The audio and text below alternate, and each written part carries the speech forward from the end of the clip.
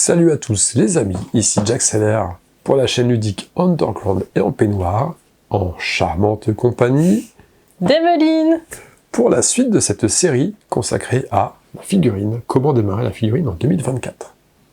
C'est fait attendre cette vidéo. C'est fait attendre, on a mis un peu de temps quand même à la faire. On a fait un premier essai. Ne m'inquiétez pas. Ce qui compte, c'est que là, nous sommes là, vous pouvez nous regarder, nous écouter, nature peinture. Fallait le caser, c'est bon. C'est fait. Alors, cette vidéo, quel est le but? Quel est le but? On parle de peinture, c'est ça? On parle de peinture. Ouais, peinture. Ouais. On parle plus de peinture que de nature d'ailleurs, mais on parle peinture à fond. Le but c'est de parler matos, en gros, c'est le but. Hein. C'est donc qu'est-ce qu'il nous faut de beau pour peindre. C'est pour ça qu'on a un plan un petit peu décalé. On se dit mais il cadre comme un sagouin le mec, comment ça se fait? Bah non, parce qu'on voulait vous mettre un peu ces choses-là pour parler matos. Eh mais c'est ça que j'avais vu, je me demandais ce que tu faisais avec ça. Ah mais qu'est-ce que je fais que ça? Ouais. Eh ben ça tombe bien. On démarre par ça? Non. Ah, j'allais dire. Ça tombe bien, ça arrivera dans cette vidéo. C'est pour ça que c'est pas anodin. Ben, en fait, oui, je les ai vus, je me dis, monsieur est très fatigué avec tous ces tubes de vitamine C. Il y a un peu de ça aussi, mais non, c'est pas... Non, c'est pas ça. Alors, se mettre à la figurine. Oui. Déjà, enfin, se mettre à la peinture sur figurine, c'est important. Parce que se mettre à la figurine, on l'a fait la fois dernière. Pour commencer, je cite une... Donc là, c'est une vidéo qui peut presque ressembler à une liste d'achat. On va parler de pas mal de choses qu'il faut quand même. Oui, c'est vrai. C'est un peu comme si on faisait une... C'est pas une boxing, mais tu sais ceux qui reviennent des courses et qui montrent ce qu'ils ont acheté. Ah, ça existe tout ça? Ouais, ça existe. Oh putain. Enfin, pas des courses alimentaires, hein, du shopping ou de... Mais non, mais... Il y avait une remise sur les betteraves. Pardon. Il y avait une remise sur les betteraves, j'en ai pris 3 kilos. Oh, c'est trop bien, machin. Ouais, non, c'est plutôt du shopping ou des trucs comme ça. Des fringues, des trucs comme ça. Des fringues, des trucs de déco. Enfin, bon, là on est sur du pratique peinture, des choses plus intéressantes, je vous promets. Donc, avant de parler liste de courses, je voudrais quand même aborder un point qui est important, c'est les idées préconçues, parce que la peinture, ça effraie du monde. Oui. Faut le savoir. Il y a ceux qui se lancent, qui y vont, et ils ont pas peur, ils essayent, ils se disent bon, de toute façon, je vais me planter au début, peut-être, mais c'est pas grave, mais j'y vais, j'ai envie. Et puis, il y en a qui sont mitigés, qui se disent, mais, la peinture, il y a des trucs qui, enfin, je suis bloqué pour telle ou telle raison. Qu'est-ce qu'on peut avoir comme raison qui bloque, déjà? La première. Qu'est-ce que toi, tu t'es dit, toi-même, t'as été embêté par ça, tu t'es dit... Ah, moi, il y a eu deux trucs. Mais... Ouais. La patience, même si je suis patiente dans la vie, mais sur ce type de... En fait, parce que je suis pas... Tout ce qui est minutieux, ça m'agace très vite. Ouais, d'accord. Donc, les deux vont ensemble, en fait. Je vais pas dire que je suis pas minutieuse, je pense que je dois pas être très minutieuse, je suis beaucoup plus bourrine. Et en plus, ça va très vite m'agacer quand il faut être minutieux. Donc, du coup, la patience. Ok, sur ce domaine-là. D'accord, sur ce domaine-là. Oui. Alors effectivement, c'est un truc que j'ai déjà entendu souvent. Alors je suis pas, attention, avant d'aller plus loin, je suis pas un grand gourou de la peinture, je suis pas un peintre de fou, hein, je vous l'ai déjà dit plusieurs fois, dans le début de la série, je vous disais, moi je peins pour jouer, et je joue pas pour peindre. Enfin, c'est vraiment, c'est deux façons de voir les choses différentes. Donc je suis loin d'être un expert. Moi je peins vraiment ce qu'il faut pour jouer, sans aller dans le détail, etc. Donc ne pas forcément prendre tout ce que je veux dire comme argent comptant. De toute façon, chacun sa vision du hobby et chacun sa vision de la peinture. C'est plutôt ton expérience là qui parle. Ouais, c'est les années d'expérience dans le jeu qui ont fait que j'ai forcément pas un certain volume de figurines et donc qui me permettent quand même de donner déjà des premières réponses. Mais après, si vous voulez approfondir, il existe plein de choses sur Internet, plein de vidéos, plein de contenus, du texte, etc. qui parlent de ça et qui te font de façon plus efficace. Là, on est vraiment plus pour du débutant ou du gars comme moi qui va peindre pour le jeu. Mais justement, toi, la patience, tu l'as vu. C'est quelque chose qui devait te bloquer au début aussi parce que toi, tu voulais jouer très vite. Ouais. Ça t'expliquer. Alors, je pense que déjà, faut pas trop. La patience, faut savoir une chose, c'est que en peinture, c'est pas forcément le même type de patience que dans la vie ou que dans d'autres secteurs. C'est-à-dire qu'on peut penser qu'on n'est pas patient pour des choses minutieuses, etc. Et en essayant la peinture, on se découvre un côté patient et minutieux. Ça peut arriver. Alors ça sera pas le cas de tout le monde, mais pour prendre mon propre exemple, oui, je suis pas un grand... Enfin, la peinture m'a jamais vraiment attiré, mais pour autant, quand on voit le résultat sur une table de jeu, que ce soit un jeu de plateau avec des figurines, que ce soit du jeu de figurines pur et dur, comme Warhammer, où on est parti sur des grosses tables, il il y a quand même une sacrée différence entre une armée peinte et une armée pas peinte. Enfin, y a pas photo. Quelqu'un qui joue à tout gris, pas peint, quoi. T'as pas envie de jouer, quoi. Tu vois ça, c'est nul, quoi. C'est chiant. C'est chiant. Même les figurines Kinder dans les œufs, elles sont mieux peintes. Enfin, franchement, c'est vrai. Ça va pas. Ça fait vraiment pas cool quand et donc, à partir du moment où t'as vu une table d'armée peinte, t'as envie de peindre. Voilà, tu as envie. C'est une motivation pour moi suffisante pour te lancer dans la peinture. Et donc déjà, voilà, ça te met dedans. Après, ça vient, mais ça vient en peignant. Alors la minutie, le côté dextérité, ça vient en peignant. C'est de la pratique. Faut pas se mettre la pression. Faut pas se dire je déborde tout le temps. Bah oui, c'est normal. Tenir un pinceau, ça peut paraître con, mais il faut savoir le faire. On tient de mieux en mieux en avançant. C'est de la pratique. Maintenant, concernant la patience, il y en a qui arrivent, il y en a qui arrivent pas. Mais vous savez, c'est aussi se mettre en condition. C'est-à-dire que je vais avoir des meilleures sessions peinture quand je vais mettre de la musique tranquille, un petit podcast derrière, t'écoutes, ce qui fait que t'es un peu concentré sur la musique, sans être concentré, t'es concentré sur ta peinture, ça passe mieux, t'arrives mieux. Quand t'as ce problème de concentration parce que t'es pas trop, tu te sens pas patient de base pour ce genre de tâche qui peut être longue et répétitive, c'est quand tu peins un régiment entier de 20, parfois 30 figurines, c'est vrai que tu vas faire toujours les mêmes couleurs sur les mêmes parties. Ouais, ça peut être chiant. Mais tu peux t'aider de certains outils comme la musique ou autre chose pour passer un meilleur moment. Ce qui fait qu'à la fin, t'es comme satisfait. Ce qu'il faut retenir aussi, c'est qu'à la fin, t'es toujours satisfait. Tu sors de ton régiment, t'as fini, tu fais, j'ai avancé dans mon armée. Mais c'est con, mais ça rend bien. Ça te rend, t'as la satisfaction du devoir accompli. Et ça fait beaucoup de bien. T'as plus accompli quelque chose que quand tu joues aux jeux vidéo, t'as fait ta partie, mais en fait, t'as pas de reste derrière, t'as joué un peu, c'est cool, ça t'a détendu, mais t'as pas cette preuve tangible qui te dit, j'ai utilisé mon temps à bon escient. Donc ça, c'est plaisant. On parle d'idées préconçues avant de se lancer. Oui. Et il y avait aussi... de pas être manuel. Ouais, de pas être manuel. Alors, ça revient un peu sur le côté minutieux, la dextérité. Ouais. Surtout que toi, tu l'es pas. C'est avec le temps, je suis pas du tout un manuel.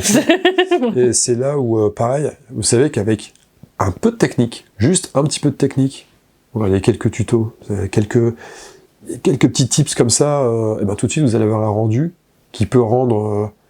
bien sans aller trop loin. Je vais pas dire impressionnant, ça serait un peu exagéré, mais qui va faire un effet, le fameux effet waouh qu'on cherche. Quand tu vois la film, tu fais waouh. Après tu regardes le détail, tu fais ah ouais. Mais de base, ce qui compte, c'est que ça rentre bien d'ensemble, ou même à une certaine distance, parce que de toute façon, sur la table, tu passes pas ton temps à être penché sur ta table en train de jouer à regarder des figurines vraiment à 2 mm. Non, la plupart du temps, tes figurines, tu la vois à une distance de, on va dire 1 mètre, plus ou moins, voire plus quand ce sera plus loin. Donc il te faut un bon rendu d'ensemble, mais c'est largement suffisant. Donc il y a quelques petites astuces qui fait que tu peux aller quand même plus vite, ne pas trop te prendre la tête avec ça. C'est ça. Donc non, toutes ces idées-là, faut les balayer si vous avez envie de faire de la figurine. Et dans tous les cas, c'est un univers. Enfin, c'est un milieu, il faut les peindre. Faut pas chercher plus loin. Et puis, de toute façon, personne n'est né expert en un domaine. Donc, vous commencerez en vous ratant un petit peu ou en n'étant pas forcément super satisfait du résultat. C'est pas grave. Avec la pratique, ça va s'améliorer. Et il y a toujours moyen de décaper la figurine, de la reprendre, de repasser une petite couche sur une partie que vous n'avez pas trop réussi, vous repassez une couche vite fait, hop, vous repassez derrière. Une fois que c'est sec, il y a toujours moyen de faire quelque chose. C'est pas gênant. Donc ouais, c'est au niveau des idées préconçues, faut se lancer. En fait, le seul vrai frein que vous puissiez avoir, qui pour moi est légitime, c'est l'investissement en argent, c'est juste ça. On s'attend peut-être pas à ce que ça coûte un certain coût, et ça, à la rigueur, oui. Si vous dites, bon, moi j'ai un budget de 10 €, ouais, ça va être compliqué, quoi. Forcément, ça va être compliqué, ça reste un loisir à part entière, oui, en quelque sorte. Et non, avec 10 balles, vous ferez pas grand-chose. Après, ça ne demande pas non plus un énorme budget. Et c'est là, justement, où l'enchaînement... sur la liste de courses. Et Tidouane, parce que, en effet, il faut des choses pour commencer la peinture. Donc là, rentrons dans le vif du sujet. On a besoin de choses en plus de la patience. Parce que et le temps. Oui. Parce que tu as besoin de matos, mais pour peindre, tu as aussi besoin de temps. Logique. À moins de payer des services de quelqu'un. chez Ouais, quelqu'un bon, après, comme Anarion Painting par exemple, ou Artag Peinture, voilà, c'est les gars qui gèrent. Ouais, ça peut être cool quand t'as vraiment une belle figurine de demander les services. Après, je pense que c'est sympa aussi d'avoir peint ton armée, de jouer avec... Ah ouais, bah c'est tu ça. vois, c'est bah ça en le fait, truc. Oui, c'est ça. C'est vrai que quand tu montes une armée de figurines, Après, si t'as vraiment une très belle figurine, une grosse figurine, ça peut être cool de demander à quelqu'un. tu tisses un lien avec ton armée, avec ce que tu Bah crées, oui. ta liste, etc. Les figurines, tu les revois à chaque bataille. Et en plus, quand tu les peins, c'est vrai que ça te fait déjà une première approche. Voilà. C'est encore plus tes bébés. Avec tes troupes. Ça, c'est vrai. Donc c'est vrai que l'aspect peinture, ça solidarise. T'as un lien avec ton armée. Mais c'est vrai, quand on joue une bataille, bon, vous savez, hein, cette série, on ouvre des petits tiroirs, là, on sort des anecdotes, et puis après on repart sur le ton principal. Ouais, forcément, à chaque fois qu'on a des pertes dans un jeu, c'est un crève-cœur de prendre la figurine pour la mettre de Mais côté. surtout qu'il n'y a pas que toi qui l'a dit, dans tous ceux qui jouent à la figurine avec qui j'ai discuté, Ouais. c'est ce qu'ils me disent. Oh, quand tu la peins et tout, puis d'un seul coup, boum, au premier tour, elle est massacrée. Enfin, c'est un crève-cœur, quoi. Ouais, ah ouais, c'est sûr. C'est devenu tes petits chouchous. C'est quoi que tu m'as dit? Les gens les appellent souvent les pitous. Les pitous. Ouais, c'est ça. En plus, c'est marrant parce qu'il y a une malédiction là-dessus, c'est que généralement, tu vas peindre par un coup. Enfin, sauf là, en ce moment, je fais mon petit challenge, là où je me fais une armée de Kébri en un mois. Mais à part ça, généralement, t'as ton armée, tu vas déjà peindre, voilà, ok. Et puis de temps en temps, tu vas te dire, bah tiens, je fais une bataille dans 2 semaines, je vais jouer une nouvelle unité que j'ai pas encore jouée. Donc tu vas peindre cette unité-là spécialement tu te mets une échéance. Ça, c'est souvent ce qui se pratique. Tu te mets des échéances pour des challenges, des échéances pour, voilà, augmenter ton pool de figurines. Et souvent, donc la dernière unité que t'as faite, spécialement pour cette bataille, c'est souvent elle qui prend cher. Tout de suite. Et qui est, c'est pas de bol, enfin, c'est tout, c'est comme ça, mais, enfin, c'est souvent celle qui va prendre cher ou qui va te décevoir. Qui va pas faire des bons jets de dés, c'est rigolo, t'as toujours un peu comme si t'avais besoin d'un baptême du feu pour cette unité-là. C'est marrant. Alors, au niveau du matos. Okay. On va, bien sûr, on y va avec un filet de sécurité. Vous voyez pas l'écran, et j'ai ma petite liste comme ça pour vous donner des infos, essayer d'être un minimum exhaustif. On va considérer que il y a 2 types de matos. Il y a le matos, je vais appeler indispensable. Ouais. Et il y a le matos confort. Ok. En plus. Pas obligatoire, mais confort. Je vais pas forcément vous balancer des prix comme ça, parce que je les ai pas de tête. Là, par contre, je vais pas faire la recherche. Vous ferez de votre côté, comme vous le sentez. Juste pour vous dire que pour commencer déjà, je pense qu'à la louche, 60, 70, 80, 100 balles, ça peut être bien, voire un peu plus si on veut taper dans plus de pots de couleurs différentes. Mais bon, on est dans cette fourchette-là. Et pour démarrer, c'est raisonnable, sachant que là aussi, hein, j'y vais de mes conseils. Tout est relatif, mais oui. C'est relatif. Mais quand tu veux peindre autant de figurines, je trouve que ça va, hein, c'est pas non plus déconnant. J'y vais de mes conseils d'ailleurs. Je profite, hein, c'est fait pour ça cette série. Ne partez pas forcément sur du haut de gamme à fond dans tous les sens, genre oui, il faut les pinceaux haut de gamme, il faut les machins haut de gamme, il faut les trucs haut de gamme. Non, si vous débutez, déjà, prenez des trucs entrée de gamme, moyen de gamme, et voyez si ça marche. Enfin, voyez si ça vous plaît. Pas trop cher. Non, pas trop, je veux dire, tu vois, en pot, pas commencer à prendre toutes les couleurs. 36 000 trucs, mais je veux dire, on peut faire des mélanges, non? Je sais pas si on peut mélanger ou pas. On peut faire des mélanges, bien sûr. C'est-à-dire, ça reste des couleurs qui peuvent... on va prendre déjà 3-4 pots, mélanger, et puis après, si vraiment ça nous plaît, petit à petit. Voilà, parce que si ça vous plaît pas, bah vous avez laissé un PEL pour pas grand-chose, quoi. Donc c'est comme tout, c'est comme... j'aime bien prendre l'exemple de tonton GG qui se met à la photo et qui achète le boîtier Canon marque machin truc, je sais plus trop combien, à 3000 balles, et l'objectif à 2005 parce que ça en met plein la vue à tout le monde. Et puis en fait, le gars, il va juste faire des photos d'anniversaire de ses filleuls en mettant le mode automatique, et puis il bite rien. Ça sert à rien, c'est nul, il n'y a aucun intérêt. C'est nul. C'est un exemple. Sauf si t'as de l'argent à dépenser, tu vois. Voilà, c'est ça, mais bon, il n'y a pas d'intérêt, genre, maîtrisez déjà le début, et après, si ça valide, si vous voyez que ça vous plaît, là, ok, vous avez toute la marge derrière pour y aller. Alors, matos qui est indispensable. Allez. Déjà, on parle de peinture. Donc, j'ai envie de vous dire... La peinture et des pinceaux, non? Peinture, pinceau. Voilà, c'est un peu la base. Alors, peinture, pinceau. On va commencer par les pinceaux. Voilà. Parce généralement, que je vois que t'as des trucs, tu vois. Alors, j'en ai 4 ici. T'as celui-là là qui est, c'est marrant ça, c'est très dense. Celui-là, très il existe pour le maquillage. C'est pour... alors, tu veux savoir c'est un truc de chat, non? C'est pas ça? Ça s'appelle pas comme ça? Ah, je sais pas. Pour le maquillage, j'en sais rien. Bah, il ressemble vraiment... En fait, c'est quand tu mets 2 couleurs, c'est pour estomper les couleurs. Enfin, j'espère que je dis pas de conneries. Des pros de maquillage, mais il doit pas en avoir beaucoup qui regardent ça, non? Je sais pas. Mon Dieu. Je sais pas. De toute façon, là, on les voit pas bien. Hein. C'est plus pour vous donner les infos comme ça. En tout cas, j'ai un espèce de pinceau qui ressemble et qui, du coup, va estomper ou va faire... Est-ce que ça a cette utilité-là? Alors ça, c'est un pinceau spécial brossage.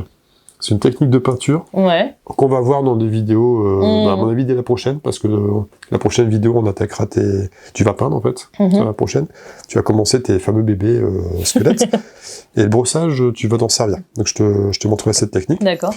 Généralement, les pinceaux, quand on démarre, 2-3 pinceaux, pas besoin de beaucoup plus. Un pinceau pour le détail. On va essayer de prendre un pinceau assez fin pour aller faire les détails. C'est quelle taille? Enfin là, c'est pas un pinceau de détail, mais je peux pas vous donner l'info. Là, c'est un 2/0. Je sais pas trop ce que ça veut dire. Mais c'est pas encore trop un détail. Lui, c'est plus un pinceau de base. Et c'est des pinceaux spécial figurines que tu dois trouver? Ouais, c'est des pinceaux... alors, pareil. Rien ne t'empêche d'aller acheter des pinceaux, tu vas au Pickwick du coin, ça s'appelle peut-être plus Pickwick, mais tu vas à n'importe quel truc, tu prends des pinceaux pour peindre, je sais pas, sur toile, des choses comme ça. Ça peut faire le job. C'est vrai? Mais la plupart du temps, tu as des gammes de pinceaux dédiés aux figurines qui sont quand même plus efficaces, parce que le réservoir est plus adapté, parce que la pointe, enfin on va dire c'est là où on voit que je suis pas un technicien pur et dur. On va dire la pointe du pinceau va être plus fine ou plus grosse. Enfin, c'est en fonction de la gamme que tu... Enfin, pas de la gamme, mais de la référence que tu prends. Et bon, grosso modo, 2-3 pinceaux suffisent. Un petit pour les détails, un taille standard, un plus gros si vous peignez des grosses pièces du genre, je sais pas, mais vous partez sur des jeux qui nécessitent des véhicules, des choses comme ça, où là tu auras des grosses surfaces à peindre. Voilà, tu vas pas aller au petit pinceau de détail, bien sûr, ça va te prendre 3 plombes, donc tu vas y aller au plus gros pinceau. Et éventuellement un pinceau pour brosser, si vous brossez assez régulièrement, ça peut être bien. Donc cette fameuse technique. Donc les fameux pinceaux à maquillage pour estomper, ou je sais plus ce que tu disais, sachant qu'il y en a de toutes les tailles. Là c'est un petit brossage, mais j'en ai des plus gros là-bas. J'en ai encore d'autres derrière. Après, on rigolait tout à l'heure, enfin je semblais rigoler au niveau des pinceaux que vous pouvez trouver dans n'importe quel magasin, qui sont pas forcément adaptés à la figurine. Bah, sachez que ces vieux pinceaux-là peuvent toujours servir. Il y a toujours par moment des pinceaux que vous allez devoir faire quelque chose, un gros brossage un peu vilain, et plutôt que bousiller un pinceau qui est censé être pris pour le détail et brosser avec comme un gros bourrin, vous prenez justement un pinceau de moindre qualité qui sert à rien, puis ça va vous aider à faire votre œuvre. Donc toujours avoir des petits pinceaux de secours comme ça aussi, qui traînent, c'est intéressant. En tout cas, il y a plusieurs gammes de pinceaux, il y a pas mal de gammes de pinceaux de figurines. Pour info, au début j'ai toujours peint avec des pinceaux Citadel. Donc là, c'est la marque. C'est la marque liée à Games Workshop, donc Warhammer, etc. Comme je joue à Warhammer, je sais ces pinceaux-là, je trouve ça normal. Là, quand je m'y suis remis il y a 2 ans, à peu près, quand je m'y suis remis, alors j'ai eu la chance, je parlais d'Alarion Painting tout à l'heure, il m'a offert 2 pinceaux à Kolinsky et Raphaël qui sont vraiment super bons. Enfin, j'ai apprécié, je n'osais même pas peindre avec au début, tellement putain, c'est des pinceaux classe et tout, j'ai peur de les bousiller. Maintenant, j'ai pas eu peur, quand tu vois dans l'état dans lequel ils sont, j'ai définitivement plus eu peur de les utiliser. Mais, vraiment, la qualité était au rendez-vous. Là, Artag m'a conseillé récemment de partir sur le Kolinsky Gold, donc je vais le tester dès demain. Je vais aller le chercher demain. On va voir ce que ça va donner. Mais voilà, faites-vous vos expériences.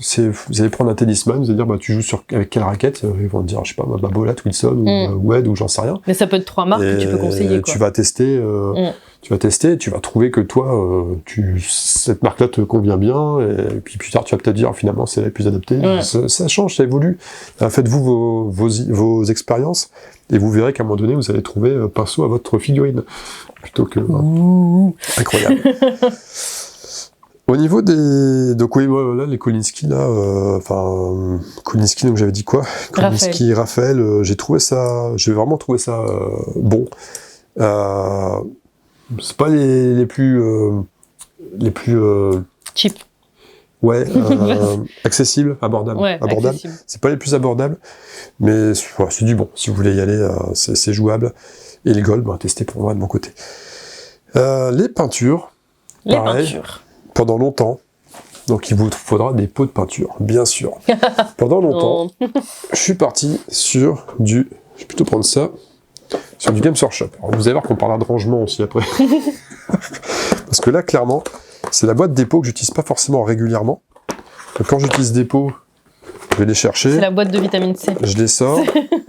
Et puis, voilà, je les laisse de sortie pendant un moment quand je vais peindre certains coloris. Puis après, je les range et puis c'est tout. La plupart du temps, au début, je peignais aussi pareil avec des citadelles. Parce que c'est un peu la marque leader. Hein. Bah là, t'en as plein, là, des citadelles. Peinture pour figurines. J'ai pas mal de citadelles là. Et j'ai commencé dernièrement, quand j'ai repris, il y a 2-3 ans, à me prendre aussi des citadelles contrastes. Alors, faut savoir que contraste, c'est pas la même chose que les autres, les basiques.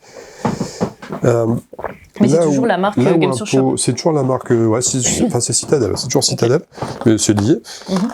Là où un pot de Citadel de base va coûter vers les 3,50, 4, tout dépend là où on l'achète, la contraste, elle, va coûter plutôt entre 6,30 et 7, ou quelque chose comme ça. Parfois un chouïa moins cher si on arrive à trouver la bonne boutique. Voilà, alors c'est pas la même façon de peindre.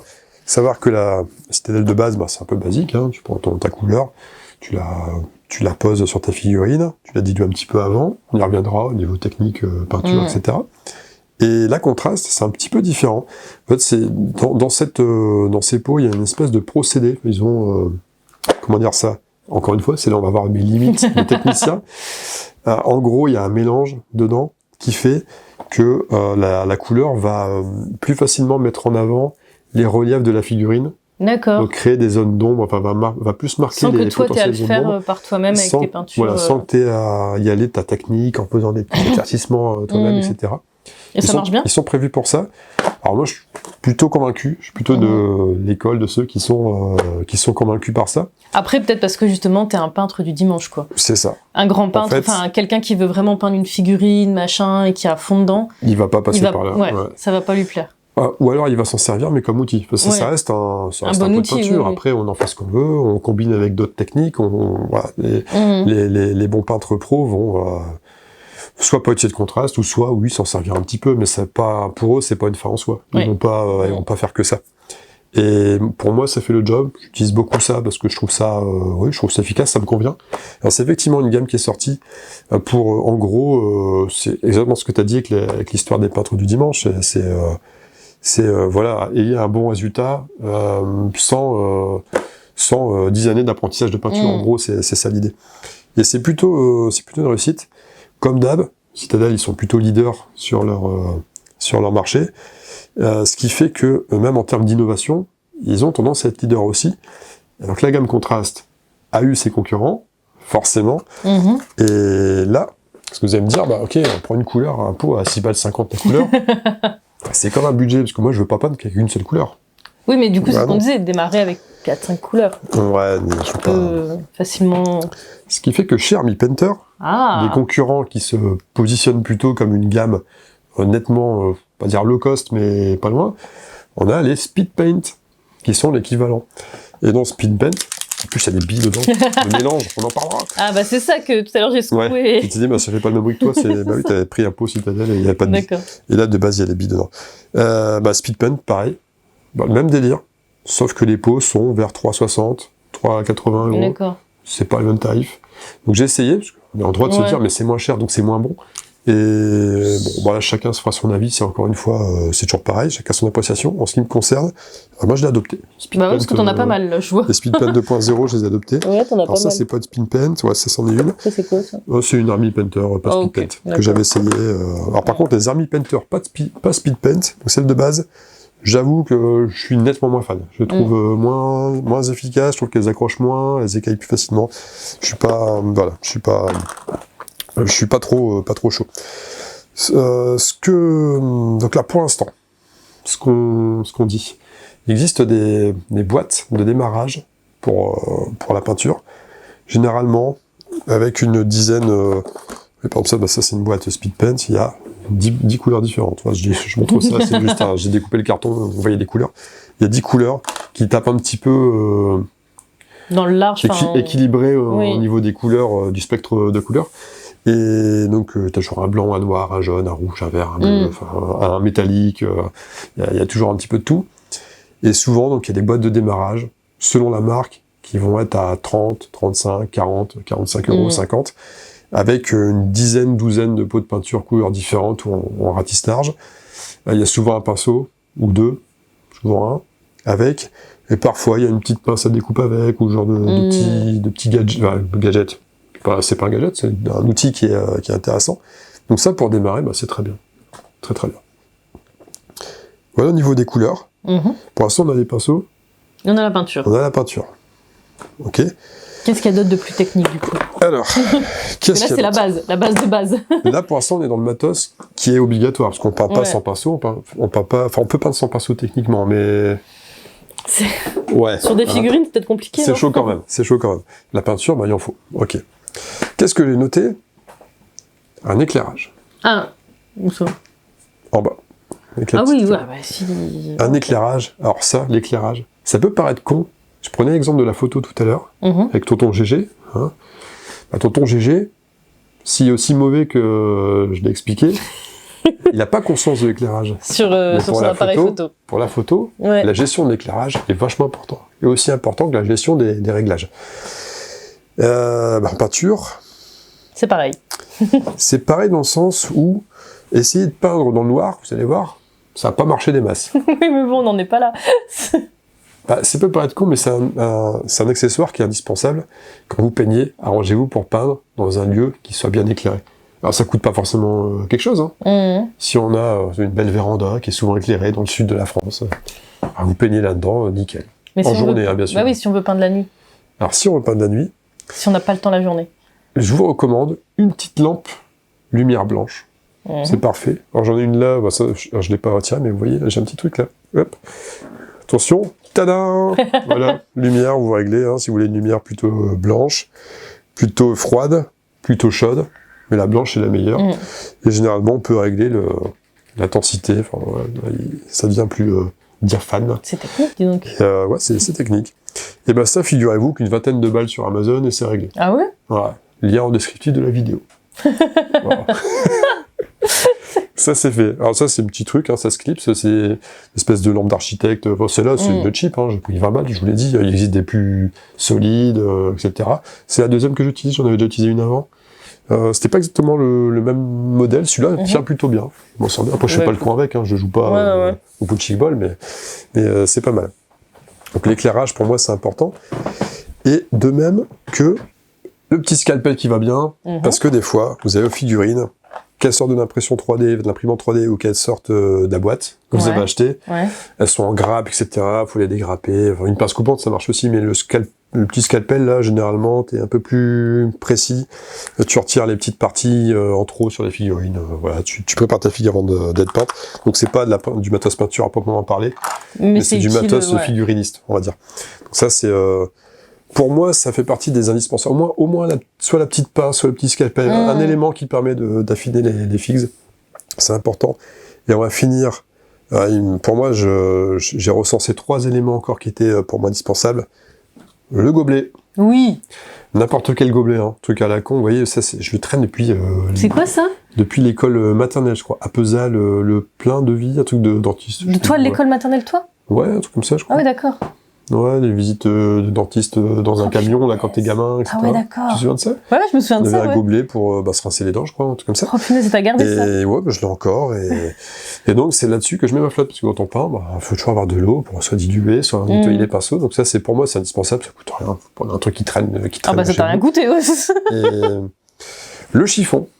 Important. Alors moi c'est quoi? Un vieux t-shirt que j'ai déchiré parce qu'il m'énervait. Et il m'allait plus, il était troué, comme ça. C'est tout. Il est en fin de vie, vous prenez ça, c'est bon, c'est un chiffon, pareil. Vous nettoyez votre pinceau, tac tac tac derrière, c'est bon. Ou pour préparer les brossages, pour ça qu'il y a tant de couleurs dessus. Ouais. Et c'est bon aussi. Donc, le chiffon, nickel. Et dernier élément indispensable. Alors j'ai un autre chiffon sur mon petite plaque là. La palette. pas forcément humide, comme vous le sentez. En gros, un objet sur lequel vous allez pouvoir étaler votre peinture, parce que pareil, quand vous allez appliquer, vous allez diluer. Généralement, vous allez diluer. Donc vous allez mettre un peu de peinture sur la palette, mettre un petit peu d'eau pour diluer. Parce que c'est pas vraiment une palette, ça. Alors c'est pas vraiment une palette. C'est exactement. Alors ça, c'est une espèce de palette humide bricolée. Et c'est un parfait exemple. Vous n'avez pas forcément besoin d'aller acheter la palette humide de telle ou telle marque à 25 balles. Vous prenez une petite éponge, vous prenez un plateau à la con, qui traîne je sais pas où, qui se ferme sur les côtés, enfin qui se ferme, vous voyez, il y a des bords. Une éponge, hop, de la flotte en dessous. Voilà, donc l'éponge déjà est bien humide, avec un petit peu d'eau en réserve sur les côtés, pourquoi pas, enfin sur les côtés ou pas, l'éponge peut faire tout le truc, c'est pas gênant. Et puis dessus, vous mettez un petit papier, bon là c'est vrai que je devrais la changer, elle est complètement fine. Ouais, mais elle fait... Vous prenez du papier traiteur, là, du papier cuisson, hop. Ah, c'est ça? Ouais, c'est juste ça. D'accord. Tu découpes une partie, j'en avais un peu en réserve. Ouais. Voilà, si par exemple, je veux préparer ma palette pour ma prochaine session, parce que c'est vrai que celle-là, je vais l'acheter, paf. Petit morceau. Voilà, c'est bon. Je suis prêt. Bon, là, j'ai pareil. J'ai pas peint depuis avant-hier, donc elle est plus très humide. Mais voilà, c'est comme ça que ça fonctionne. Ça, je vais virer. Et vous avez votre palette et c'est bon. Ok. Et puis, une fois que c'est vide, hop, t'en prends d'autres et puis c'est réglé. Voilà, ça, c'est pour moi les éléments indispensables. Mais t'as besoin que ça soit sur un truc humide ou pas forcément? Alors, c'est intéressant. T'es pas forcément obligé que ça soit humide. Mais si c'est pas humide, ça sèche vite. C'est-à-dire que la couleur que tu vas mettre... Ouais, quand même assez. Ouais.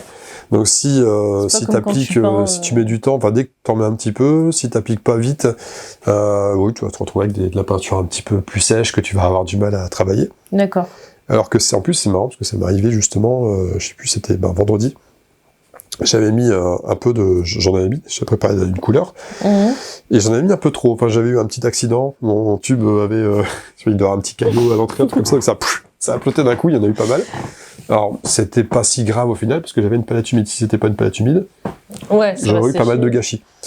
Et en fait, non, c'est une couleur que j'ai beaucoup utilisée pendant l'après-midi, et ce qui fait qu'elle a tenu pendant mes 3-4 heures de session de peinture, ça a tenu. J'ai toujours pu la travailler, j'ai toujours pu taper dedans, et ça a été. Donc ça, c'est le matos. Pareil, ça, tu peux, pour pas grand-chose. Ouais, carrément. Tu l'as, et c'est très bien. À côté de ça, on a le matos, qui est... Donc ça, vous avez vraiment eu pour moi, c'est l'indispensable pour démarrer. La sous-couche, c'est pas indispensable. Si, c'est dans le indispensable, mais oui. La sous-couche, pardon. La dernière chose. C'est la seule chose que j'ai faite pour l'instant, la sous-couche. C'est vrai, la sous-couche. Dans le noir, dans mon garage. Quand vous allez peindre, votre figurine va être en plastique, ou en métal, ou en résine, mais elle est pas prête à être peinte.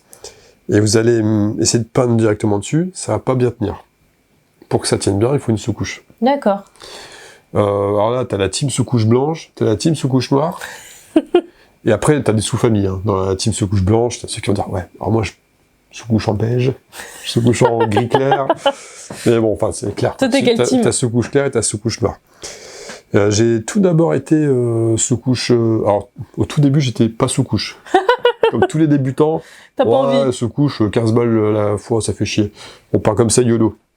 Très vite, je suis devenu une team sous-couche quand même. après quelques échecs cuisants, je me suis dit, bon, attends, allez, c'était quoi déjà la sous-couche là ? Ouais, ça a l'air bien. Donc sous-couche, blanche au début. Après, je suis passé sous-couche noire, parce qu'avec des techniques de brossage, machin, tu peux avoir des résultats qui étaient... je jugeais mieux que ce que je faisais avant. Puis, je me suis mis à la contraste. Donc, je suis repassé team sous-couche blanche, parce que la contraste ne fonctionne qu'avec les sous-couches très claires. Parce que tu mets de la peinture sur quelque chose qui... c'est comme un filtre de couleur, en fait. Donc, si c'est un filtre de couleur sur du noir, tu verras du noir. Ça sert à rien. Et puis, récemment, je suis resté contraste, mais en team sous-couche noire, parce que je suis passé sur la méthode Snapshot. Méthode qu'on verra plus tard. Donc, en gros, sous-couche noire, gros brossage blanc, et comme c'est clair, on applique... la contraste. D'accord. Donc ça, on va découvrir ça vraiment dans les vidéos. En tout cas, la sous-couche, 3 façons de faire. Au pinceau, tu vas long, fastidieux. Tu peux sous-coucher en pinceau. Long et fastidieux, je déconseille. Faut être motivé. Deuxième team, alors je vais faire ça l'an dernier, le pistolet à peinture, enfin l'aéro. D'accord. Je dis pistolet, mais c'est l'aéro. Ok. Donc aérographe. Voilà, tu peux sous-coucher comme ça. Parce que c'est comme le pistolet pour les murs. Étonnamment, c'est plus précis. D'accord. L'aéro, c'est assez coûteux quand même pour démarrer. C'est assez technique pour des débutants. Là, je suis plus vraiment débutant. J'ai quand même jamais touché de ma vie. Enfin, ça, c'est un truc pour pro, ça, l'aéro. C'est un truc pour pro. C'est pas pour les peintres du dimanche. Ouais, faut pas s'embêter avec ça. Après, faut nettoyer les buses et tout. Enfin, c'est tout un truc, c'est technique. Ah bah, je connais ça pour la peinture sur mur, quoi. Et c'est pareil, il faut nettoyer le truc et tout. Ouais, c'est fastidieux. Hein. C'est ça. Et en fait, en plus, ça...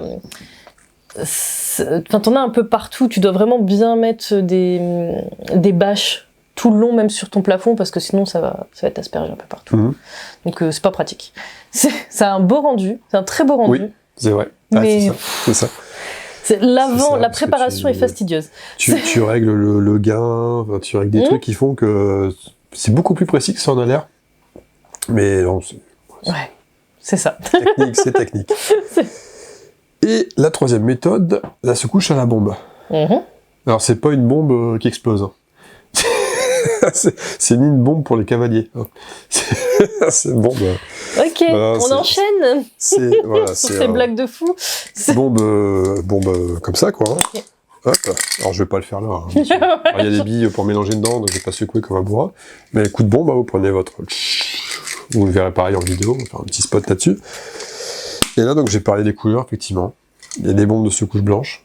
Donc là, en l'occurrence, c'est une beige. Donc tu as team blanc beige, là. Et c'est une Army Painter. Okay. J'ai essayé. Et pareil, là, dans ces dernières années, j'ai tenté plusieurs marques pour voir ce qu'il y avait. En moyenne, une bombe de secouche, entre 12, mais ça devient dur d'en trouver à 12. Entre 12 et 20, juste comme ça, la bombe. J'ai sûrement donné un petit budget, parce que les bombes, elles vont pas durer toute la vie. Ouais. Même pas du tout. Donc ça part relativement vite. Il existe parfois des bombes avec des couleurs assez exotiques. Là, j'ai une bombe turquoise. Ok. Tu dis, mais pourquoi ce couche en turquoise? Bah oui. Oui, des bâtiments Far West que j'avais fait, il y en a un que je vous montrerai peut-être, je sais pas, à l'occasion. J'avais sous-couché en turquoise parce que j'aimais bien. Et ça, c'est une Titi Combat, ouais, c'est incroyable, c'est essentiel. Et voilà, Titi Combat, TT Combat. Mais, en débat, tu dois être au top. Grand orateur. Argument 1, argument 2, conclusion. J'ai gagné main et main un concours d'éloquence. Hein, concours d'éloquence à Montebello, là. Voilà, j'ai pété tout le monde. Enfin, j'aurais pété tout le monde si je m'y étais inscrit. Et récemment, alors vous allez dire, ah bon, la bombe Action. Spectrum de chez Action, la noire. Bah, figurez-vous que cette bombe-là, c'est celle que j'utilise maintenant. Tiens, ah bon? Mais pourquoi? Bah, c'est simple, au lieu de coûter 15 balles ou 18, elle coûte 3 balles. Et elle marche plutôt bien. Et elle marche plutôt bien. Et alors, la mat, hein, la bombe noire de chez Action mat, je trouve que ça va, ça fait le job. Pour un peintre du dimanche, c'est suffisant. Le seul bémol, pour moi, c'est l'odeur. Parce qu'ils ont beau mettre odeur, ouais, ok. Alors la odeur pour le mec qui a pas de nez, quoi, parce que si, ça sent quand même. Donc si, ça sent un peu, mais non, ça va. Mais d'un point de vue peinture, pour ce que j'en fais, c'est bien. Par contre, j'ai essayé la même version blanche. Ouais, c'est pas fou. La blanche, pour la figurine, la noire ça passe, la blanche ça passe pas. Enfin, c'est le jugement que j'en ai fait. J'ai essayé la grise aussi. Pareil, de chez Action c'est celle que j'utilisais pour Zombicide, pour une partie de mes zombies. Moyen. Je l'ai trouvé trop sombre pour du gris. Ça reste du gris clair, mais un peu trop sombre et j'ai pas trop accroché. Voilà, ça c'est indispensable. Voilà. Cette fois on est bon. On est vraiment bon. Ce qui est pas indispensable, on va dire c'est entre les deux, parce que j'ai parlé pour couper tout à l'heure. Le tube de colle. Hein. C'est pas indispensable ça? Bah si. Si. Pour monter tes figurines, c'est quand même... si, c'est parce que des fois, on n'a pas besoin de coiffer des figurines qui sont déjà monoblocs, tout va bien. D'accord. Je pense à Zoya, par exemple, t'as rien à coller, tout est prêt à être joué. Enfin, tout être prêt à être peint, plutôt. Oui.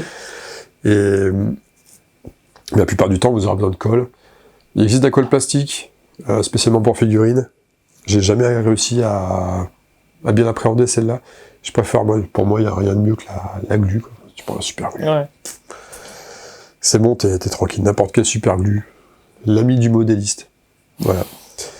Et qu'est-ce qu'on a d'autre? Billes pour mélanger la peinture. Les billes pour mélanger la peinture. C'est la vitamine Vous C, avez ça? des petits... Non. Vous avez des petits lots de billes que vous pouvez mettre dans les pots. Ce qui fait que quand vous mélangez, les billes vont aider à mieux mélanger la peinture. D'accord, ok. Plutôt que secouer comme un sagouin, tu secoues comme un sapajou.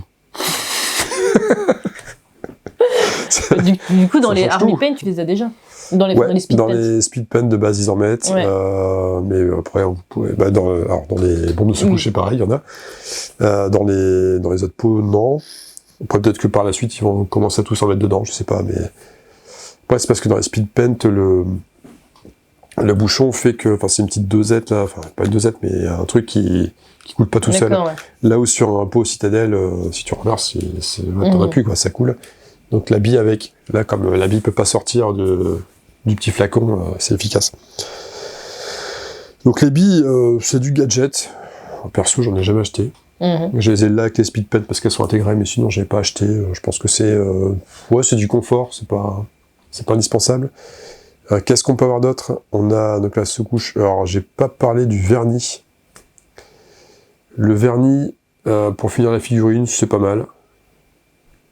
Pas obligatoire. Le vernis, c'est une couche que tu mets, qui est transparente. C'est du vernis, vraiment du vernis. Couche transparente qui va protéger ta figurine du temps et des coups qui peuvent arriver. Alors si c'est un gros coup de barre de fer, ça changera pas que ta figurine, tu pourras la recoller à la fin, qu'elle aura pris un gros coup. Mais la plupart, pour tous les petits pocs, les petits bobos, ça va la protéger. Pareil, alors il existe du vernis mat, du vernis brillant, selon ce que tu préfères. Tu peux rendre tes figurines un peu brillantes. Moi, je conseille plutôt le vernis mat. J'avais, dans une vidéo que j'avais faite, là, une petite série que j'avais faite sur ma chaîne, si vous cherchez dans les vieilles vidéos, vous avez une série, les tutos à ne pas faire en peinture. Et à un moment donné, je vernis. D'accord. Alors, il y en a la bombe, et il y en a, celle que j'utilise dans les tutos à ne pas faire, c'est une Valero. Voilà, que j'avais prise d'ailleurs sur Amazon aussi, celle-là. D'accord. Voilà, c'est vernis acrylique, parce que c'est la peinture acrylique sur figurine. Et c'est du mat, donc vous prenez ça, ce petit flacon, vous mettez un peu sur votre palette, vous diluez aussi, et puis vous répandez sur la figurine, ça sèche. Vous faites 2 fois si vous avez envie, pour encore plus renforcer. Et votre figue est protégée. Au niveau du matos confort, en plus, toi t'as vraiment envie de savoir à quoi ça sert ça.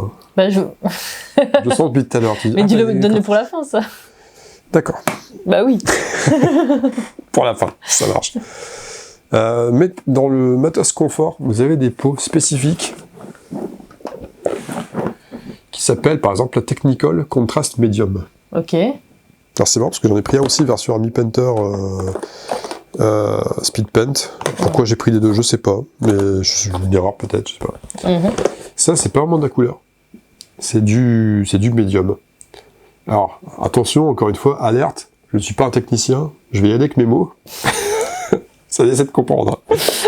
Un pot de peinture, enfin, la peinture est composée de plusieurs éléments. Il y a en gros ce qui sert à pigmenter, donc à amener la couleur, et il y a tout le reste qui sert à se greffer sur la figurine, à faire que la couleur soit bien greffée à la figurine. Il y a le liant, je crois. Alors, je sais pas si c'est celui-là justement. Enfin bref, il y a plusieurs. Je vais pas plus loin parce que je vais plus me ridiculiser qu'autre chose, et je vais faire saigner les oreilles des peintres qui s'y connaissent. Alors, bon, normalement, ceux qui s'y connaissent n'écoutent pas, mais ils sont déjà sur autre chose. Mais bon, c'est pas grave. Et le médium, vous allez avoir parfois des couleurs. Alors, donc là, c'est une spéciale contraste. Dans les contrastes, vous allez avoir des couleurs qui vont s'appliquer, qui vont être assez saturées, et des couleurs qui vont être moins saturées. Et par exemple, alors, je vais prendre un exemple précis. Je trouve que le noir et le gris, alors le basilicalum gris, c'est pas exactement celui-là, mais basilicanum grey, voilà, on va y arriver.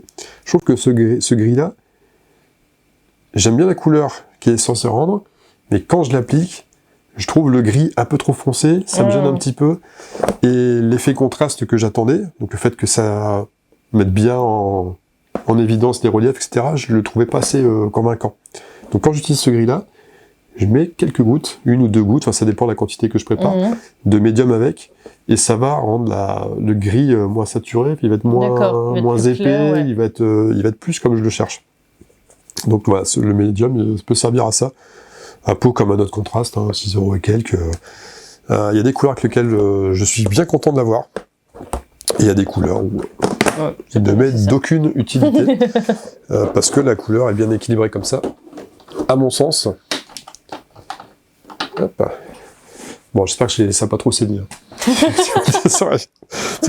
Oh, qu'est-ce que je raconte? Est-ce que ça va être assez crédible? C'est clair. Contraste médium, reprenant un peu mon filet de sécurité. Un rack et des poignées et des gants.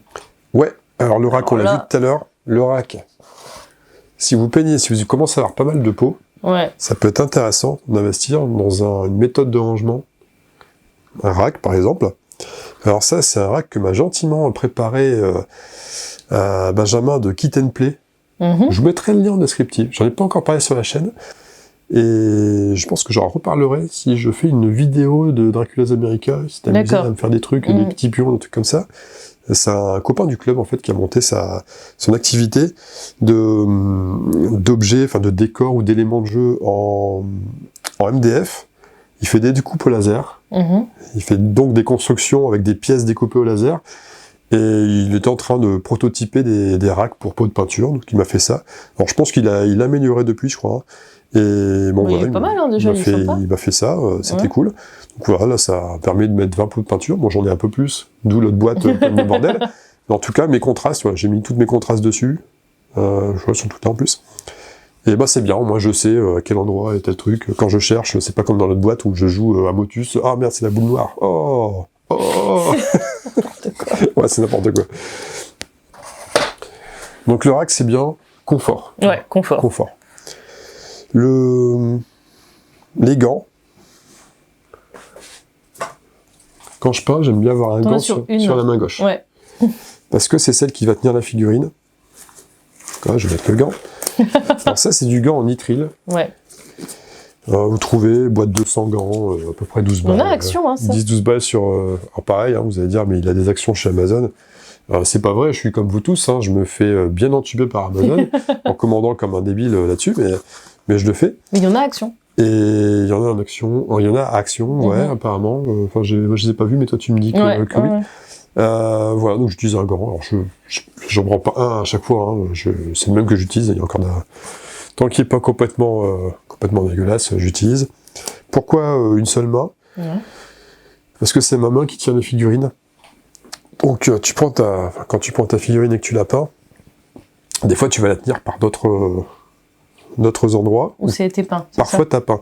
Et je trouve que le contact de la peau, parfois, la sueur ou ce que tu peux sécréter avec ta peau fait que la couleur va plus facilement partir avec le gant.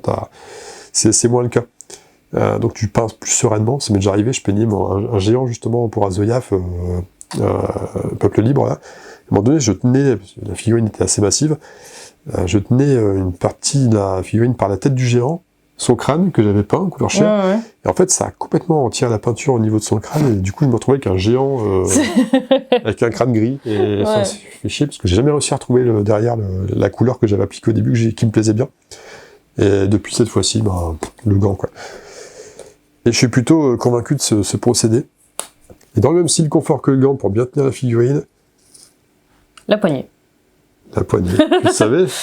Ça ressemble, hein. C'est tout ce qui manque. Tu l'avais lu là-bas, ouais. Bien vu. Je me dis, elle est où la poignée? Alors, la poignée, tu prends ta figurine à peindre, tu la coinces dedans. Ok. Ouais, t'as 2 écarteurs différents, là, t'as 2 tailles différentes, tu peux faire des socles un petit peu plus gros. Alors les très grosses figurines, tu n'y arriveras pas. Et c'est une façon de... peut-être plus fluide de manipuler ta figurine. Tu vois, c'est plus facile de manipuler comme ça, plutôt que l'avoir à la main. C'est parfois peut-être un petit peu galère. Au niveau dextérité, c'est pas la même tenue. On n'aime pas. Ouais. Certains aiment, certains n'aiment pas. Voilà. Après, c'est une prise en main différente, tu vois. Expérience. Si tu la prends avec ta main qui va tenir la figurine, et si tu prends une figurine toute seule, tu vois que c'est pas la même façon de tenir. Non, mais bon, c'est pas... Là, c'est pareil, il faut essayer. Ouais, faut essayer. Enfin, c'est vraiment... vous voyez, une poignée, j'en ai jamais utilisé avant. Surtout que tu vas pas te salir les mains. Il y a 2 ans. Ouais, il y a un peu de ça. Tu vois, en fait, aussi. quand tu peins le socle, t'es pas embêté à changer. C'est ça. Mais bon, après, c'est du confort, ça, vraiment. Hein. C'est purement du confort. Ah ouais, là, vraiment, on est dans le confort. Et donc, à quoi sert ce petit vitamine C, là, ce petit tube? C'est une poignée du pauvre. C'est juste ça. Ça marche comment? Ça, vous allez payer 10-12 balles, un truc comme ça. Ouais. C'est con, mais tu... Ouais, tu mets ta pâte à fixe et tu mets... C'est ça, tu mets ta pâte à fixe. Donc tu prends ta petite... voilà, si vous êtes accro aux vitamines comme ça, vous prenez un peu de pâte à fixe. Voilà. Ah, mais t'es malin, toi. Oh, bah, tu sais, c'est pas moi qui ai inventé l'astuce. C'est vrai? Oui. Tu prends ça, tu fous ta pâte à fixe avec ta figurine. Ouais. Et puis elle est prête. Puis tu peins, c'est pareil. Ah, c'est génial.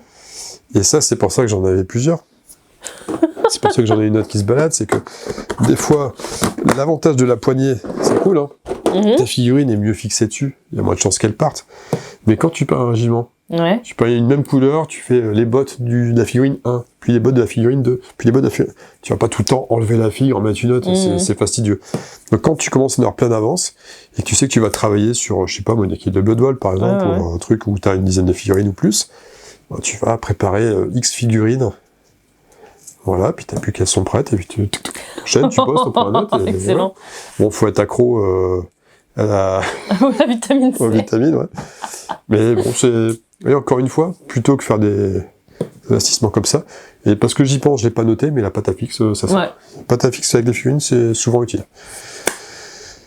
Les poignets, qu'est-ce qu'il nous reste, ma chère Emeline? Alors, les pinceaux, c'est fait, petit matériel... Plan de travail. Plan de travail. On n'a pas parlé du plan de travail. Et c'est vrai que c'est quelque chose que j'aurais pu mentionner assez vite, c'est le coin peinture. Ouais. J'ai pas évoqué le coin peinture. La peinture, vous avez besoin d'un espace pour travailler, c'est normal. Vous allez prendre votre matos, vous installer, peindre. Ok, quand vous avez fini, vous allez faire quoi? Vous allez ranger votre matos, le mettre dans un coin, et puis le ressortir la prochaine fois, vous allez peindre. C'est bien. C'est... Comment dire? Mais...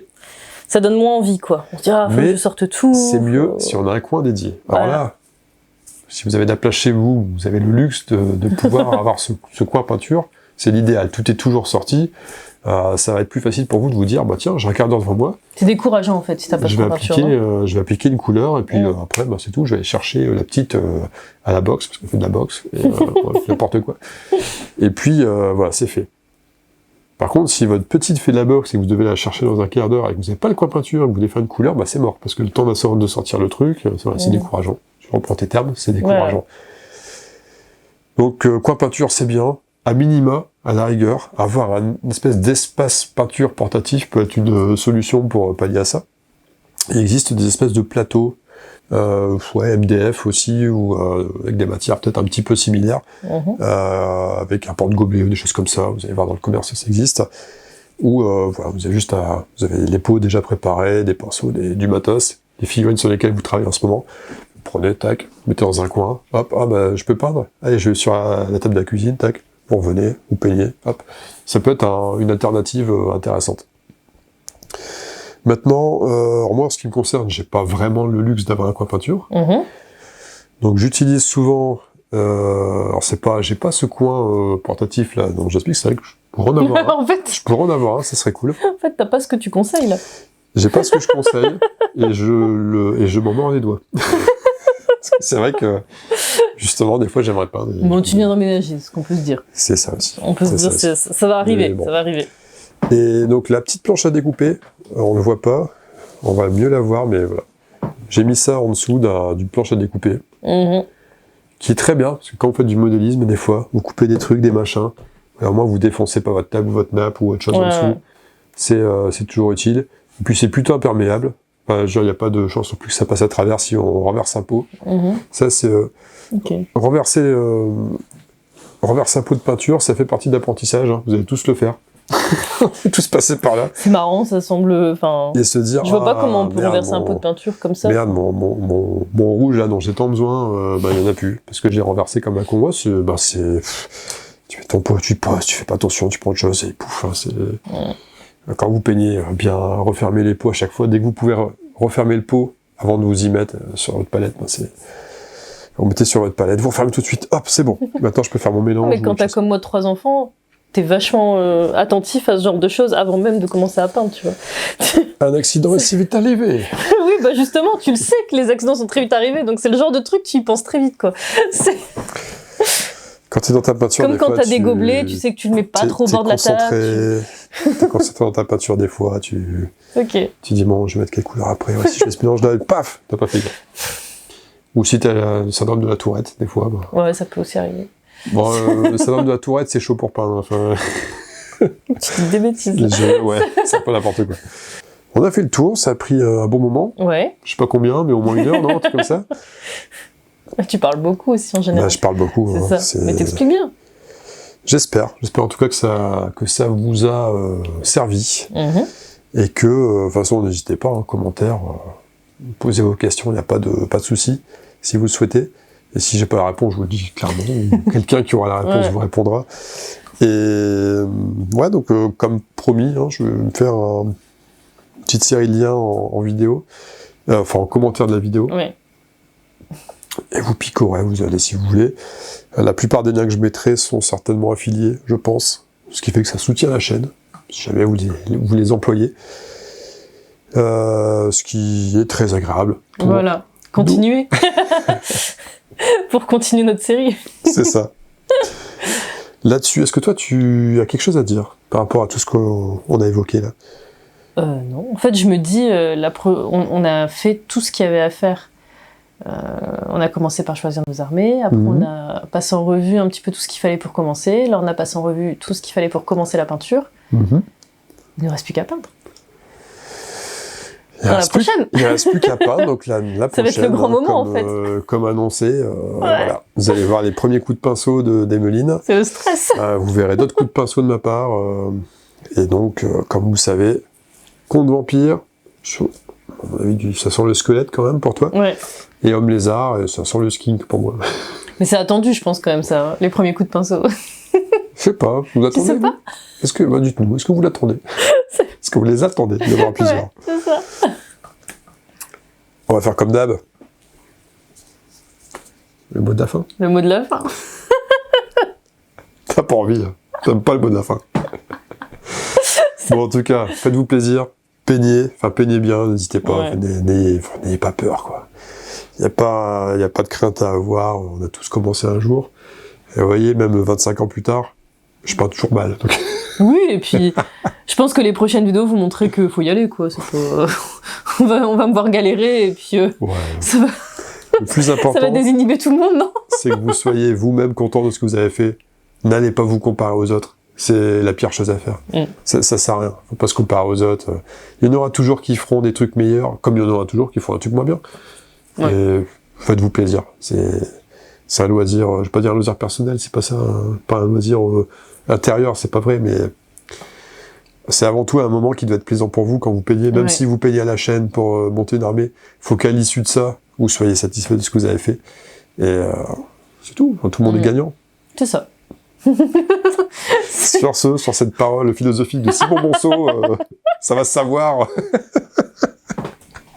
Ça se termine bien ton truc. Toujours ça part pour couler. Ton mot de la fin, c'est même plus un mot de la fin, quoi. Ah, c'est un mot... C'est une théorie de la fin, une philosophie de la fin. Oh là là. Allez, là-dessus. À très bientôt, à très vite, les amis. Gros bisous. Salut!